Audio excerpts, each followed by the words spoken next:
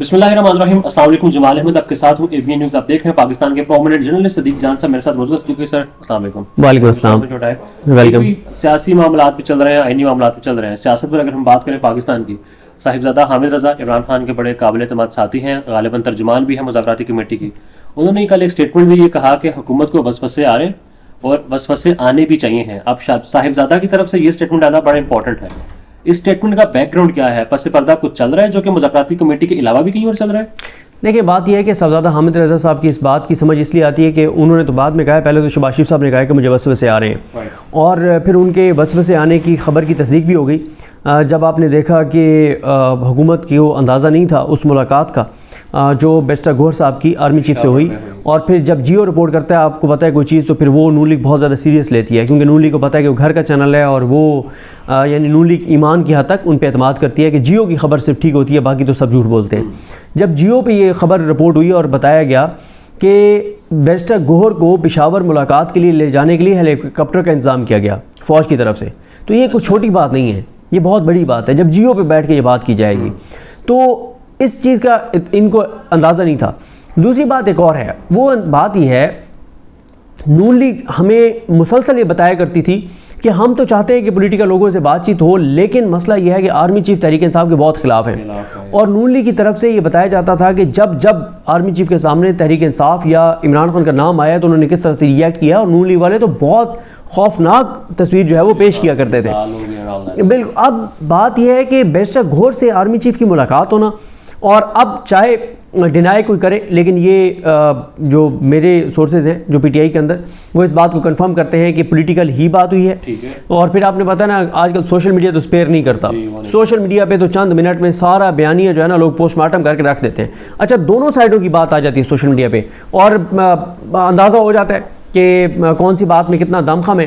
اب اس میں جو بات کی گئی کہ جی بیرسٹر گوہر صاحب کو آرمی چیف ملے سیکیورٹی کے کچھ معاملات کے اوپر, بھائی بیرسٹر گوہر صاحب کی کون سی امن و امان کے اوپر اور سیکیورٹی معاملات کے اوپر ان کے وہ ایکسپرٹ ہیں کہ ان سے آپ بات کر رہے ہیں. اور اگر آپ یہ کہتے ہیں کہ اس لیے ان کو مل رہے تھے کہ وہ کیونکہ KPK میں آپریشنز اور فلانا اور ڈھینگنا اور یہ اور وہ, کیونکہ یہ پارٹی کے چیئرمین ہیں, تو وہ آپ کو بھی پتہ ہے, مجھے بھی پتہ ہے, پورے پاکستان کو پتہ ہے کہ وہ کتنے با اختیار چیئرمین ہیں. وہ صرف ایک اس کو یعنی کاغذوں کے اندر ایک چیئرمین ہے, تاکہ وہ PTI کے جو لیگل معاملات ہیں اس کی حد تک, ورنہ تمام اختیارات عمران خان کے پاس ہیں اور KPK کے اختیارات علی امین گنڈا پور صاحب کے پاس ہیں. تو وہاں سے نون لیگ کو اندازہ ہوا. باقی جہاں تک بات ہے نا, جب عمران خان کی حکومت تھی اور رانا ثناءاللہ انہوں نے خواجہ آصف صاحب نے ایک بار اسمبلی میں کھڑے ہو کر کہا تھا کہ حکومت سے زیادہ اندھیرے میں کوئی نہیں ہوتا, حکومت سے زیادہ بے خبر کوئی نہیں ہوتا. میں نا آپ کو دو واقعات بتاتا ہوں. ایک واقعہ یہ ہے, یعنی ایک تو میں اپنا ذاتی پہلے بتا دیتا ہوں. جب عمران خان کے خلاف عدم اعتماد والے معاملات چل رہے تھے نا, تو اس وقت جب ہماری فوج کے بڑوں سے ملاقاتیں ہوتی تھیں تو وہ ہمیں کہتے تھے یار تم لوگ پاگل ہو گئے ہو, عمران خان کی حکومت کو ختم کر کے ہم چوروں ڈاکوؤں لٹیروں کو لے کے آئیں گے, یہ غدار, یہ فلانے فلانے, اور جو الفاظ استعمال کرتے تھے وہ یہاں پہ میں آپ کی ویڈیو میں بتا نہیں سکتا. فوج کے بڑے اس وقت جو کہتے ہوتے تھے کہ عدم اعتماد کوئی کامیاب نہیں ہوگی, عمران خان ہی ہوگا.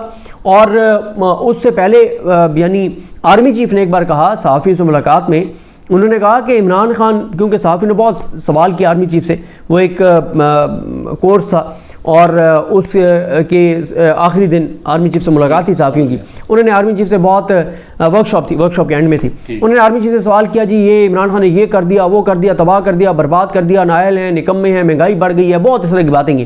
آرمی چیف نے ان کو کہا کہ جو تباہ حال عمران خان کو پاکستان ملا ہے, 10 سال لگیں گے عمران خان کو اس کو تھوڑا سا اس طرف لانے میں کہ کوئی گراؤنڈ کے اوپر نظر آئے کہ تبدیلی آ رہی ہے. ٹھیک ہے, اور انہوں نے کہا 2027 میں مجھ سے پوچھے گا کہ تبدیلی آئی ہے نہیں آئی, یعنی وہ, اور میرا خیال ہے یہ بات ہے 2020 کی, 2020 میں وہ کہہ رہے ہیں کہ 2027 میں مجھ سے پوچھے گا تبدیلی آئی ہے نہیں آئی. عمران خان کو 10 سال دینے ہوں گے, اس وقت تو 10 سال دینے تھے. پھر کیا ہوا اچانک, پھر اسی طرح سے ایک اور واقعہ, جب یہ سندھ ہاؤس والا ہوا نا, لوٹے جب سندھ ہاؤس میں اکٹھے تھے, تو ہمارے نا ایک دوست کو کال آتی ہے, ان کے ایک دوست کی, کہتے ہیں یار میں ایک بندے کو ڈراپ کرنے گیا ہوں سندھ ہاؤس, وہاں PTI کے منحرف اراکین اکٹھے ہیں, کچھ MNAs اکٹھے ہیں جو بتایا جا رہا ہے کہ انہوں نے یہ بک گئے. اس نے کہا کون کون تھے, کہتے فلاں فلاں تھے. اب وہ دوست اور میں اکٹھے بیٹھے ہیں, ہم نے ایک اور دوست کو کال کی جو عمران خان صاحب کی کابینہ میں تھے اور بہت کلوز تھے خان صاحب کے. ہم نے اسے فون کیا کہ یار تمہاری کہانی تو ختم ہو گئی ہے, تمہارے تو اتنے بندے سندھ ہاؤس میں بیٹھے ہوئے. اور اس نے کہا یار کیا بات کر رہے ہیں, کوئی ایسی چیز نہیں ہے, یہ ایویں ہی باتیں ہیں, یہ وہ کوئی بندہ ہمارا سندھ ہاؤس میں نہیں ہے. ٹھیک ہے, اس نے دوست نے پھر اس دوست کو فون کیا کہ یار وہ تو کہہ رہے کوئی بندہ نہیں. اس نے کہا یار میں نے خود دیکھا ہے فلانا فلانا فلانا فلانا بیٹھے تھے وہاں پہ. 4-5 گھنٹے گزرتے ہیں, عمران خان کی کابینہ کے اس دوست کا فون آ جاتا ہے ہمارے اس دوست کو, یار وہ نام لکھ کے بھیجو کون کون ہے وہاں پہ سندھ ہاؤس میں. اس نے نام لکھ کے بھیجے, جس طرح سے اس نے نام لکھ کے بھیجے تھے اسی طرح سے علی نواز عوان صاحب کے اکاؤنٹ سے ٹویٹ آ جاتا ہے کہ یہ لوگ ہمارے سندھ ہاؤس میں ہیں. اگلے دن عمران خان صاحب KPK میں کہیں جلسہ تھا, وہاں جا کے کہتے ہیں کہ سندھ ہاؤس میں منڈی لگی ہوئی ہے اور بوریاں کھلی ہوئی ہیں اور یہ وہ. تو حکومت اندھیرے میں ہوتی ہے, حکومت کو اندازہ نہیں ہوتا. جو PMLN ہے نا, اس کے لیے اس سے خوفناک خبر نہیں ہو سکتی کہ بیرسٹر گور کی آرمی چیف سے ملاقات ہونا. پھر ایک اور چیز ہے, دیکھیں اگر بیرسٹر گور سیکیورٹی پرپز کے لیے سیکیورٹی کے معاملات کو پر آرمی چیف سے ملے تو وہ تو اس ملاقات میں بھی بیٹھے ہوئے تھے جس ملاقات میں فیصل کریم کنڈی بھی تھے, ایمل خان بھی تھے, سارے تھے, حافظ وہ کون سے ہیں, حافظ نعیم الرحمان بھی تھے. تو اس میں سے تصویر کیوں نکال دی گئی بیرسٹر گور کی؟ پھر کیوں بیرسٹر گور کو کہا گیا کہ آپ لوگوں نے ڈینائی کرنے ملاقات نہیں ہوئی؟ ملاقات ہوئی ہے, معاملات چل رہے ہیں اور معاملات کی وجہ انٹرنیشنل پریشر ہے. لیکن ابھی آپ یہ نہیں وثوق سے کہہ سکتے کہ وہ انٹرنیشنل پریشر جو ہے وہ کام کر جائے گا اور PTI کے لیے کوئی آسانی ہوگی. دیکھیں ہماری اسٹیبلشمنٹ اس وقت, ہماری حکومت مسلسل یہ کوشش کر رہی ہوگی, اور یہ تو اب نجم سیٹھی نے یہ خبر بھی دی ہے کہ ایک PM فرم اور ایک لابنگ فرم, ان کی سروسز پاکستان نے حاصل کی ہیں. ہم اربوں روپے لگائیں گے, ہم 200 ارب لگانا پڑے, 400 لگانا پڑے, 600 لگانا پڑے گا, ہم لگائیں گے. پہلی کوشش ہماری یہ ہوگی کہ ٹرمپ انتظامیہ سے ہم یہ کہیں کہ آپ حکم کریں, خان کو نہیں چھوڑتے ہم.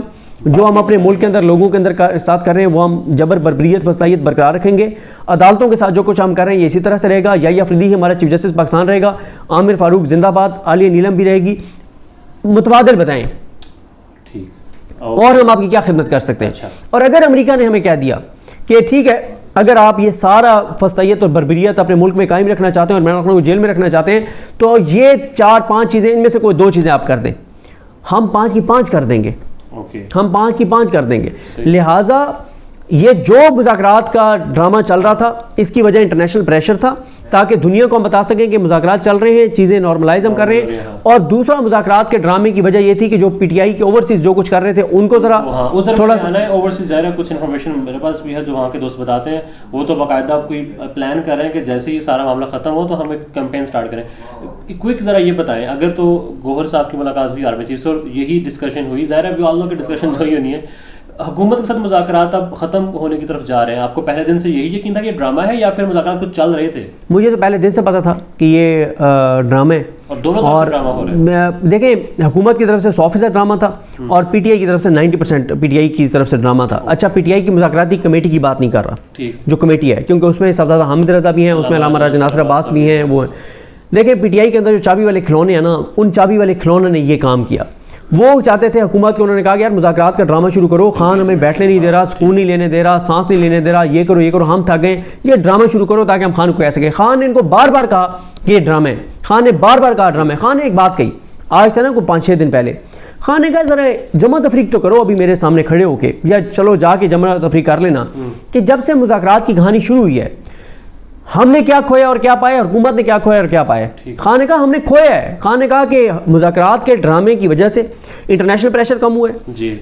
پھر کیونکہ عمران خان صاحب کو پیغام بھجوایا ایک ان کے لیڈر نے باہر سے, اس نے کہا خان صاحب یہ مذاکرات کے ڈرامے کی وجہ سے ہماری تحریک جو ہماری کمپین ہے نا ریمیٹنسز والی وہ افیکٹو نہیں ہو سکی.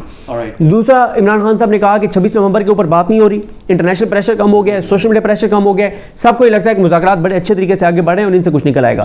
عمران خان مذاکرات کے حق میں نہیں تھے حکومت کے ساتھ. یہ PTI کے اندر جو ایک گروپ ہے مفاہمت والا, چابی والے کھلونے, انہوں نے جا کے کہا خان صاحب آپ ہمیں ایک موقع دے دیں, ہم بات کرنے کو تیار ہیں. خان نے کہا چلو کر کے دیکھ لو. لیکن اسے خان نے گین کیا نا, کیا گین کیا, یہ کم از کم گین کیا کہ خان پہلے دن سے کہہ رہا تھا کہ ان کی کوئی حیثیت اور اوقات نہیں ہے جو ڈگیوں میں چھپ کے جاتے تھے. اب تو ڈگیوں سے بھی بات آگے چلی گئی, پتہ چلا کہ یہ باتھ روموں میں ڈیلیں ہوتی تھیں ان کے لیے. نسیم اشرف والی جو کتاب آئی ہے, ٹھیک ہے, کہ مطلب یہ کریڈٹ بھی میاں صاحب کے پاس ہے, میاں صاحب کے پاس کریڈٹ ہے, ڈگیوں کا کریڈٹ ان کے پاس ہے, باتھ روم میں ڈیلوں کا کریڈٹ. دنیا کی تاریخ میں بتائیں کہ کوئی leader, political leader bath room میں ڈیل کر کے اور آیا ہو اقتدار میں, کوئی دنیا میں ہے ایسی مثال؟ ہے نا ہمارے پاس. ہمارے پاس ٹھیک ہے. تو یہ آج جو عمران خان نے مذاکرات ختم کرنے کا اعلان کیا یہ بہت امپورٹنٹ. باقاعدہ اعلان ہو چکا ہے یا پھر کوئی شرط رکھی کہ اس تاریخ تک اگر کوئی کمیشن نہ بنا؟ 31 جنوری تو پہلے تھا نا, 28 ہوگی لیکن کال آف ہو گئے نا.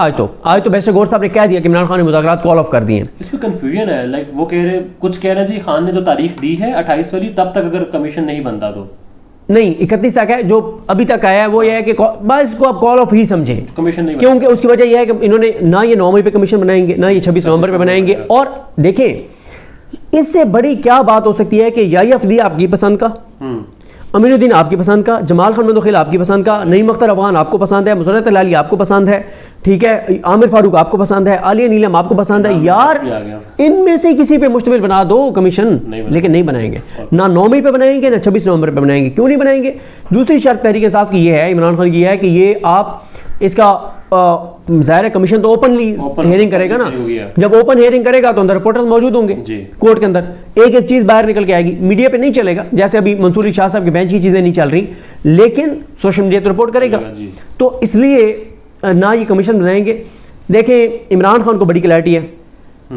عمران خان نے یہ لفظ کہے, اس نے کہا لاتوں کے بھوت باتوں سے نہیں مانتے. عمران خان یہ سمجھتے ہیں کہ ہم اس جنگ کو, اس لڑائی کو وہاں تک لے آئے ہیں کہ اگر ہم ایک دھکا اور لگائیں تو ہم اس نظام کو گرا سکتے ہیں. جبکہ تحریک انصاف کے اندر کچھ لوگ سمجھتے ہیں کہ خان صاحب یہ ایسا نہیں ہوگا, اگر یہ امریکہ سے معاملات طے پا گئے تو پھر ہر شہر میں 26 نومبر ہوگا, ہر جگہ پہ 26 نومبر ہوگا, چیزیں بہت خراب ہو جائیں گی, تو مہربانی کریں مذاکرات کے ذریعے کو حل نکالنے دیں. لیکن عمران خان جو ہیں, وہ جو عمران خان کے پاس پیغام کیا تھا نا, جو یہ وہی موجود ایک شخصیت کے مطابق, اس میں یہی تھا کہ آپ بنی گالہ شفٹ ہو جائیں, آپ کو بنی گالہ شفٹ کروا دیتے ہیں, آپ خاموش رہیں گے, 2 ہفتے بعد آپ کی ایک کیس میں ضمانت ہو جائے گی, مہینے بعد دوسرے میں ہو جائے گی, 2 مہینے بعد ہم آپ کو بالکل فری کر دیں گے. لیکن یہ ہے کہ 2 مہینے CBMs ہوں گے, جو آپ ہمارے سے کمٹمنٹ کریں گے آپ پوری کریں گے, جو ہم آپ سے کریں گے وہ ہم پوری کریں گے.